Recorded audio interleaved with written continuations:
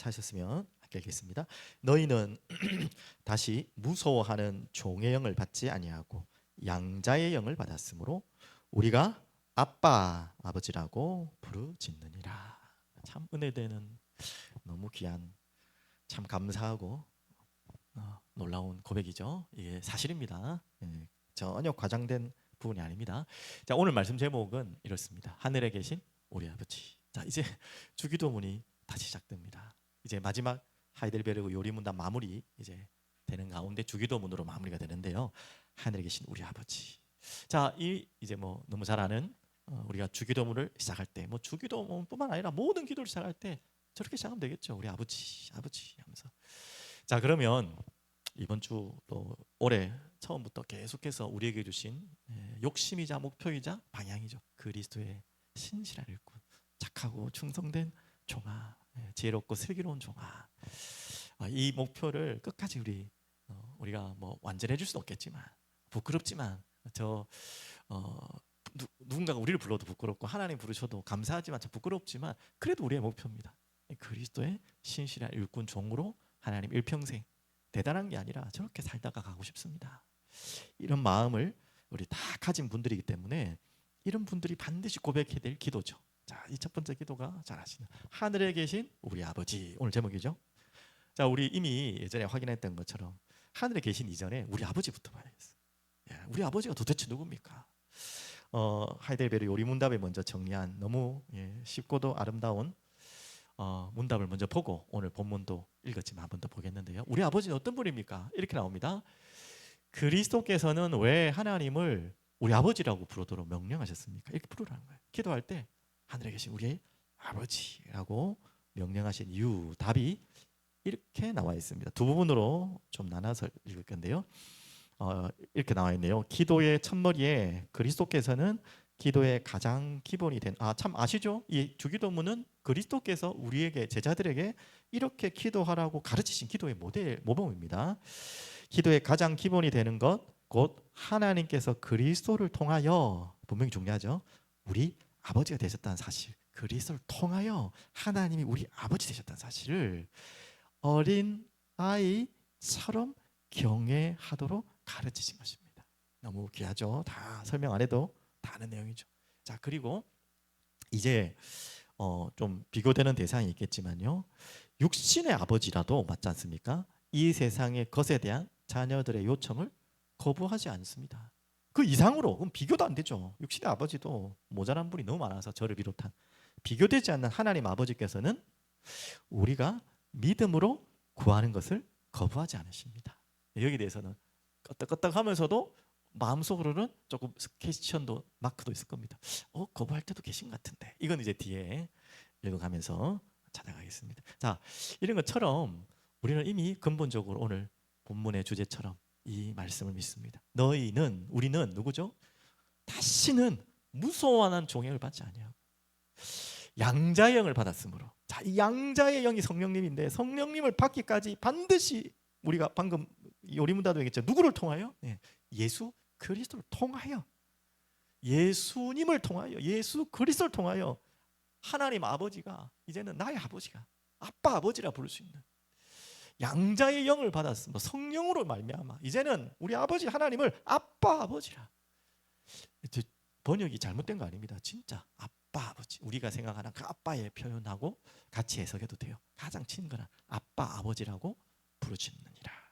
이게 왜 우리 아버지께 기도해야 될 내용입니다. 그래서 기도는 예전에 말씀드린 것처럼 인격적인 거예요. 그냥 어딘가 허공에다 대고 하는 것이 아니라 인격적인, 실질적인 것입니다.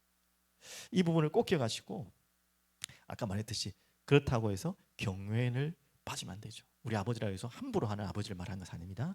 존경하는 마음으로, 경외하는 마음으로 아버지를 부르는 거예요. 자, 그러면서 분명히 나왔죠. 우리 아버지, 나의 아버지라고 해야 되는데 예수님은 우리라고 표현했어요. 바로 공동체를 말한다고 했죠. 맞죠? 우리라는 것은 우리가 함께 한 아버지로 부를 수 있는. 그럼 우리는 뭡니까? 그래서 형제, 자매 이렇게 하는 거예요. 좀 간지럽기도 하고, 외부 사람들이 볼 때는 아유, 교인들이 막 형제님, 자매님 하면 뭐 아유 좀 닭살스러워도 이 사실이에요. 어떻게 해요? 성경에 그래 나왔어요. 한 아버지를 같이 아버지라 부를 수 있으니까 우리는 성도 다르고 피도 안 나눴지만 성령으로 말미암아 하나 되는 함께 아버지를 둔 자녀예요. 그걸 꼭 기억하세요. 우리라는 건 공동체를 전제로 하는, 반드시 공동체를 빠진 아버지는 없어요. 나 혼자 아버지가 아니에요. 이걸 반드시 기억하고, 그러면 공동체, 방금 말했듯이 공동체는 뭡니까? 우리는 가족이라는 거예요. 형제 자매라는 거예요. 말로만이 아니라 그냥 잘 지내보자는 게 아니라 실제로 영적으로 이 부분을 꼭 기억하라는 거죠. 자, 이게 교회가 해야 될 기도의 시작이고 우리가 해야 될 기도죠. 자, 그 다음에 두 번째, 우리 아버지가 먼저 전제된다면 그분은 어디 계신 분? 하늘에 계신 분입니다. 이러니까 조금 또 멀리 있다고 오해하시면 안 되죠. 하늘에 뭐 돌아가신 하나님 아니고요, 멀리 어딘가에 계실지 안 계실지 모르는 막연한 어딘가에서 지켜봐 주시는 그런 하나님이란 말이 아니에요. 하늘에 계시다는 말은 121문답에 이렇게 잘 설명해 놨습니다. 뭔 뜻입니까? 답을 먼저 볼게요. 하늘에 계신 뜻은, 그 말의 뜻은 하나님의 하늘 권세를 땅의 권세와 혼동하지 말라는 것이며, 그 전능하신 능력으로부터 영육간에 필요한 모든 것을 기대하라는 것입니다. 예, 땅의 권세와 비교할 수 없는 하늘의 권세를 가지신 그분이 그 능력으로 영육간에 필요한 모든 것을 우리에게 자녀되는 우리 아버지가 책임지겠다는 거예요. 엄청난 이야기입니다. 이거는 엄청난 이야기. 그래서 거룩하고 존경하고 경외하는 마음으로, 확신하는 마음으로 우리 하나님께 합당한 창조주 하나님께 예배드리는 마음으로 우리를 하나님, 하늘에 계신 우리 아버지 이렇게 부르는 거죠. 자, 여러분 이 부분을 여러분 꼭 정리하시고 나중에 개인적으로 기도하시든 오늘 또 기도하시든, 하나님 아버지, 그분은 하늘에 계십니다. 온 우주의 창조주이시고 모든 권세를 가지신 분입니다. 그 고백으로 주님 앞에 나오시길 바랍니다. 자, 그러면서 이번 주에 받은 한 구절만 더 말씀드릴게요. 우주와 그 가운데 있는 만물을 지으신, 하늘에 계신 지금 표현하는 것입니다. 하나님께서는 천지의 주재이시나 손으로 지은 전에 계시지 아니하시고, 딱 어딘가에 갇혀 있는, 뭐 구약 시대는 성전에 이렇게 찾아오셨지만 그런 의미를 넘어서 25절, 또 무엇이 부족한 것처럼 사람의 손으로 섬김을 받으시는 것이 아니니 이는 만민에게 생명과 호흡과 만물을 친히 주시는 이십니다. 이런 하늘에 계신 우리 아버지라는 거예요. 맞죠? 어디에도 제한되지 않는 영원한 존재, 이분이 우리의 아버지십니다. 자, 그래서 두 번째는요, 하나님과 그분의 뜻을 아는 자. 이번 주 말씀 잠시만 정리합니다. 이게 또 바울의 기도 속에 있는 내용입니다. 바울이 골로새 교회를 향해, 그 가운데 에바브라가 대표였죠. 에바브라를 대표로 한 골로새 교회를 향한 기도인데요, 기도 내용들이에요. 그 기도 내용의 이번 주의 주제는 뭐였냐면, 하나님을 알게 해달라. 저 교회가, 저 성도들이, 저 그리스도 일꾼들이 하나님도 알게 해달라. 그리고 그 하나님의 뜻을 아는 자 되게 해달라 라는 그 본질적인 기도 속에서 하나하나 기도를 풀어나간 내용이죠. 어떻게 보면 우리가 꼭 알아야 될 또 메시지죠. 반드시 어제도 주일날 말씀드린 것처럼 이 하나님을 알고 하나님의 뜻을 가장 명확하고 바르게 우리에게 주신 책이 바로 성경이라는 완벽한 책입니다. 그리고 근데 이 완벽한 책을 우리의 노력으로, 우리의 의로, 우리 생각으로는 읽을 수가 없게 돼 있어요. 그래서 성령으로 말미암아 읽어야 돼요. 그래서 반드시 필요한 게 기도를 통하여서 하나님의 말씀을 깨닫고 성령께 의지하여 나가야겠죠. 자, 골로새 1장 9절에 이렇게 나오죠. 이로써 우리도 듣던 날부터 너희를 위하여 기도하기를 그치지 아니하고, 이 바울의 기도입니다. 구합니다. 구하노니 너희로 하여금 모든 신령한 지혜와 총명의 하나님의 뜻을 아는 것으로 채우게 해달라. 하나님의 뜻을 어떻게 아냐? 신령한 지혜와 총명이 담겨있는 이 하나님의 말씀을 통해 이 지혜인, 이 유일한 진리인 세상의 모든 것을 다 설명하진 않았지만요, 이 세상의 모든 것을 창조하신 하나님을 설명한 가장 완벽한 책입니다. 하나님 우리에게 직접 허락하신 이 책을 아는 만큼 우리의 지혜가, 총명이 뛰어나고요, 깨어나고요, 그 지혜와 총명의 모든 방향과 목표점은 하나님을 알고 그분의 뜻을 아는, 오늘 그 기도가 여러분 마음속에 시작되길 바랍니다. 자, 그러면서 잘 아는 말씀, 내 눈을 열어 주의 율법에서 놀라운 것을 보게 하소서, 우리의 기도 제목이죠. 자, 그러면서 또 어떻게 하나님과 그분의 뜻을 안다고 했습니까? 순종이라고 했습니다. 골로새 1장 10절 말씀 읽으면 이렇습니다. 주께 합당하게 행하여. 자, 이게 우리가 순종의 모습이죠. 범사에 기쁘시게 하고 모든 선한 일에 열매를 맺게 하시며 하나님을 아는 것에 자라게 하시고. 우리가 합당하게 행하는데 주님의 뜻을 알고 순종하는 건 당연합니다. 근데 우리가 주님의 뜻을 알고도 순종 안 되는 게 많잖아요.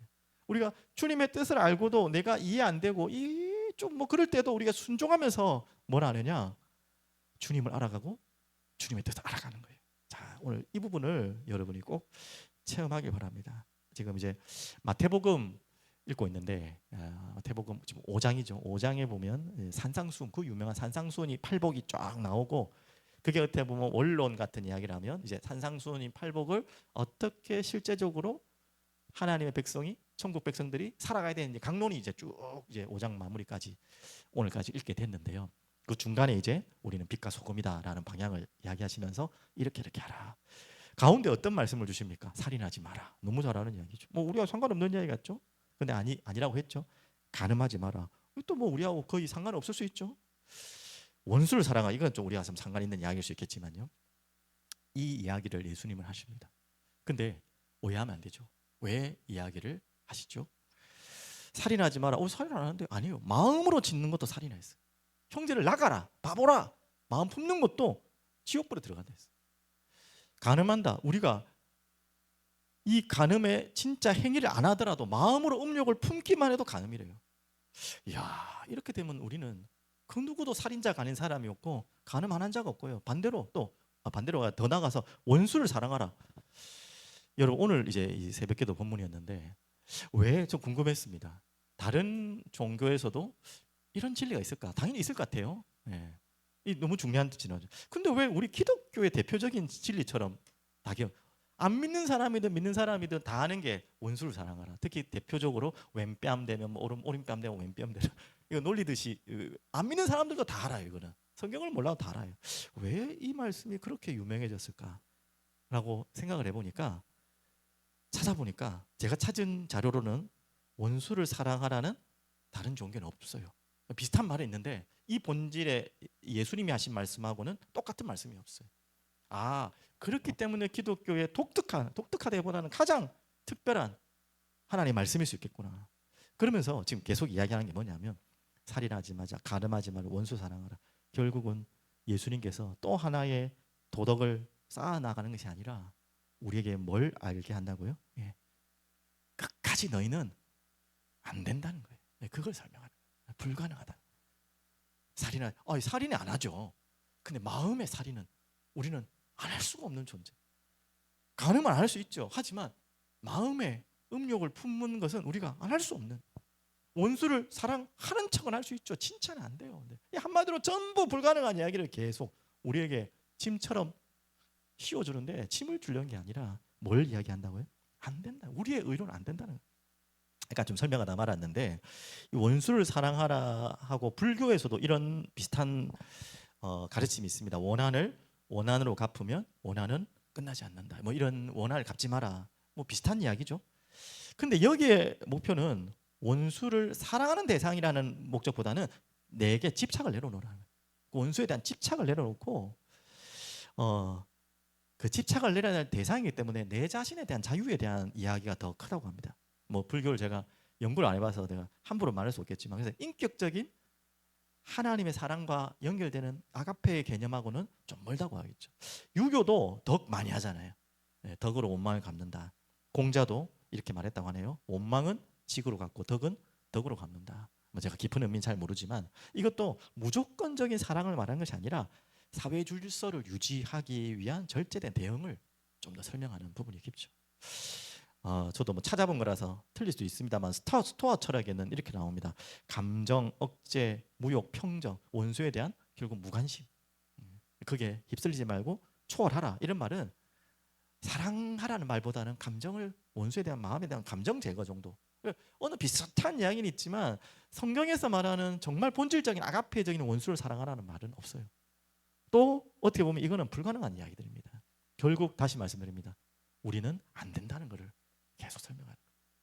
그런데 왜 말씀 안 되는 걸 왜 짐을 계속 우리에 짊어집니까? 그래서 그리스도의 의가 필요하다는 거죠. 그리스도 의로 나오라는 거예요. 성령께로 나오라는 거예요. 이 모든 것을 예수님이 하셨다는 거예요. 이 예수님이 이 율법을 완전히 폐하러 오신 것이 아니라 완성하셨다는 거예요. 율법을 완성하신 그분을 바라보고 따라가라는 거예요. 그 이야기입니다. 이게 왜 순종하고 지금 이야기가 연결되냐면 우리가 순종을 하다 보면은 안 된다니까요. 살인하지 마라. 살인 안 하는 것 같지만 우리 마음에 살인 계속 한다니까요. 간음하지 마라. 뭐 안 하는 것 같지만 우리 속에서는 막 계속 한다니까요. 원수를 사랑하라.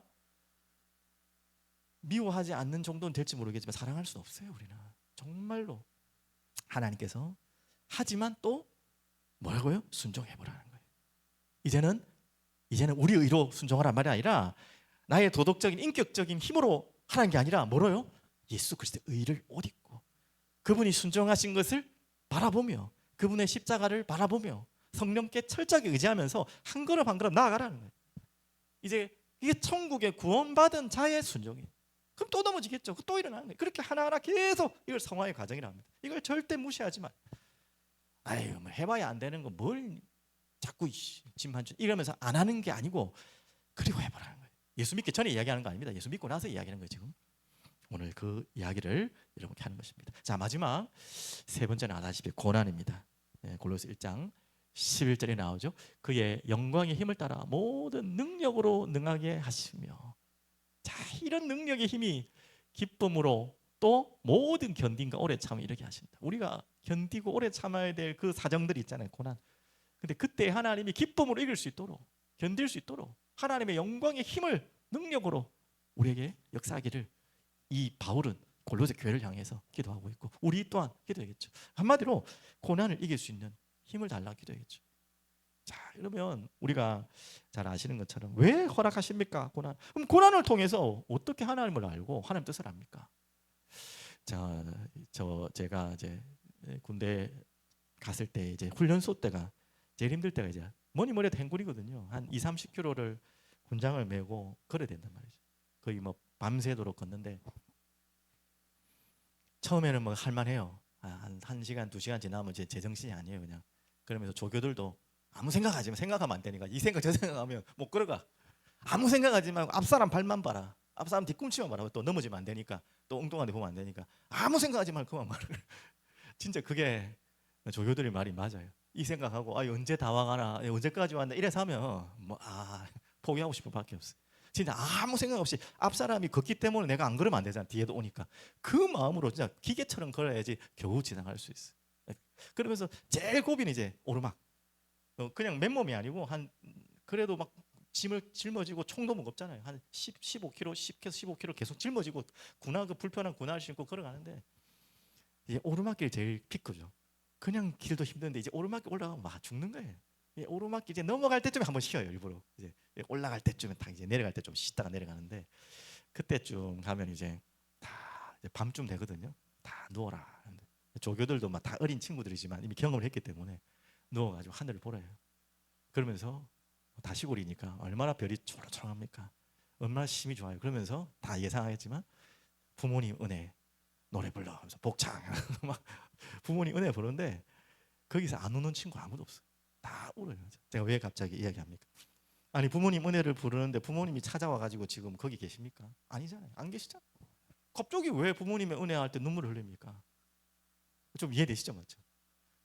그전에는 부모님이 사랑 안 했다가 내가 힘드니까 사랑한 거예요? 그거 아니잖아요. 내가 느끼는 거죠. 내가 그전에 편하고 뭐 할 때는 매일 부모님한테 티격태격하고 막 귀찮게 생각했던 그 부모님이 이제 좀 고생을 해보고 힘들어 보니까 이제 훈련이지만 좋은 의미로 훈련하고 있으니까 너무 힘드니까 생각나는 거예요. 그리고 부모님이 그립고 또 그 노래를 부르면서 또 하면서 제가 뭔 이야기입니까? 그 힘든 과정 속에 부모님이 나타난 것도 아니잖아요. 하지만 내가 느끼는 거죠. 그동안 못 느꼈던 걸 느끼는 거예요. 하나님이 고난할 때만 찾아와 도와주시자. 뭐 그것도 있습니다. 여러분 너무 힘들 때 더 특별한 계획으로 역사하실 때가 있겠죠. 그런 개념이 아니라 하나님은 항상 언제나 여러분이 어떤 순간에도 계속해서 아까 말씀드린 것처럼 하늘에 계신 우리 아버지 맞는데 그렇게 우리를 돌보고 계신데 우리는 관심이 없고 별로 감정도 없고 그냥 뭐 계신 것 같다 그렇게 느끼는데 이 고난이라는 순간을 통해 하나님을 또 찾게도 되고 더 가까이 가게 되고 또 그분의 마음을 읽어가는 거예요. 여러분 좀 이해되셨죠? 이런 의미의 고난으로 나를 이렇게 골탕 먹여가지고 겨우 자신을 나타내주고 또 그때서야 뭐 조금 챙겨주고 하는 그런 분이 아니라. 또 여러분 아플 때도 그런 생각나죠. 평상시에 잘 모르다가 아플 때 부모님이 맞아요. 더 챙겨주긴 해요. 평상시에 잔소리 하시다. 그래도 아플 때는 잔소리 할 것도 안 하고 아이고 아이고 해서 하죠. 그때 우리가 그래도 부모님 나 사랑하는구나 이런 거 느낄 때가 더 많잖아요. 그런 거예요. 아파서 챙겨주는 게 아니잖아요. 원래부터 챙겨주시는데 아플 때 더 애절한 마음으로 더 마음을 두는 거지. 동일해요 부모님 마음. 오늘 그 이야기를 기억하시면서 바로 고난을 줘서까지 우리에게 하나님 알리려는 분이 아니라 이미 하나님은 언제든지 우리를 알려주시고 그 뜻을 말해주시려고 하는데 우리가 관심이 없잖아요. 그게 예민하지 않는데 이제 우리가 고난의 광량이 있으니까 조금 예민해지고 그분의 뜻과 사랑에 귀 기울여진다는 그 의미죠. 자, 그래서 고난은 절대로 어려운 게 아니라 하나님을 더욱 알아가는 제일 좋은 기회다. 자, 그 결론입니다. 그래서 우리는 왜 하나님의 뜻과 하나님을 알아야 한다 했습니까? 하나님은 아까 말씀드렸죠. 하늘에 계신 우리 뭐라고요? 아버지. 하늘에 계신 우리 사장님, 하늘에 계신 우리 회장님이 아니에요. 대표님이 아니라니까요. 그분들에게는 우리가 잘 보이고 내가 그분들에게 잘 보이고 열심히 일해서 성과를 얻어야 되고 그래서 승진도 하고 월급도 많이 받는 게 나쁜 게 아닙니다. 그렇게 관계를 맺는 게 맞아요. 하지만 하나님은 우리의 대표님이 아니에요. 회장님이 아니에요. 우리 아버지. 맞죠? 그래서 아까 골로새서 1장 13절 14절 흑암의 권세에서 사랑의 아들의 나라로 옮기신 자신의 피로 속량 속죄하신 그 은혜가 감사하고 그 그리스도로 말미암아 성령으로 말미암아 하나님을 아빠 아버지라 부를 수 있도록 자격을 허락하신 그 은혜가 감사해서 우리가 하나님 알고 싶은 거예요. 하나님 너무 알고 싶은 거예요. 도대체 당신은 누구이시길래 나를. 바울이 딱 그랬을 것 같아요. 다메섹에서 주님을 만나고 보라신 주님을 만나고 그런 마음 도대체 누구이십니까? 맞잖아요. 누구이시길래 나 같은 놈을 당신의 제자들을 죽이고 교회를 핍박하러 온 나를 이렇게 오셨습니까? 도대체 누구이십니까? 그 다음에 바울의 질문이겠죠. 뭘 할까요? 주님 뭘 할까요? 분명히 바울이 그렇게 기도를 했을 거예요. 하나님 당신은 누구이십니까? 제가 주님을 위해 뭘 위해 살겠습니까? 이제 당연히 아나니아를 통해 말씀 주셨죠. 열방과 임금들과 이방인들 살릴 너는 그릇이다. 그게 되는 거죠. 이제 우리가 하나님의 뜻을 정말 찾아야 될 이유는 사장님께 잘 보이기 위한 뭔가 내가 성과를 내기 위한 지금 이 문제를 돌파하기 위한 것을 넘어서 우리 아버지이기 때문에 우리를 위해 모든 것 주신 분이기 때문에 그분을 알고 싶고 알고 싶으니까 그분의 뜻을 알고 싶은 거죠. 그렇게 나아가는 이 마음이 이거 우리의 마음이 아닙니다. 우리가 뭐 인격적으로 될 수 있는 마음이 아니에요. 이 성령의 마음이에요. 성령께 주시는 마음. 이 두 구절로 마무리하겠습니다. 또 새 영을 너희 속에 두고 새 마음을 너희에게 주되 너희 육신에서 굳은 마음을 제거하고 부드러운 마음을 줄 것이며 또 내 영을 너희 속에 두어 너희로 내 율례를 행하게 하리니 너희가 내 규례를 지켜 행할지니라. 이제 그 성령의 마음으로 하나님을 찾게 되고 하나님의 뜻을 찾게 돼요. 그러니까 그분의 뜻을 행하는 모든 것 자체가 내가 뭔가를 이루기 위해서 내가 뭔가 얻기 위한 게 아니라 그분 자체가 좋으니까 그분 뜻 자체가 너무 좋고요. 그래서 내가 행하는 우리가 그것 때문에 내가 하나님을 알고 뜻을 알고 행할 거 아닙니까? 그런 우리들 되기를 간절히 기도하는 시간 되길 바랍니다. 기도하겠습니다. 전능하신 하나님 아버지 감사합니다. 찬양합니다. 오늘도 하나님 또 알기 원합니다. 더 알기 원합니다. 그래서 하나님의 뜻을 더욱 사모하고 알기를 소원합니다. 알려주시고 보여주시고 들려주시고 성령님께서 우리 마음 가운데 이 굳은 마음을 부드럽게 하셔서 이 하나님의 영원한 존재를 믿고 더욱 사랑할 수 있도록 그래서 그 뜻을 행할 수 있도록 은혜와 힘을 허락하여 주옵소서. 예수 그리스도 이름으로 기도합니다. 아멘.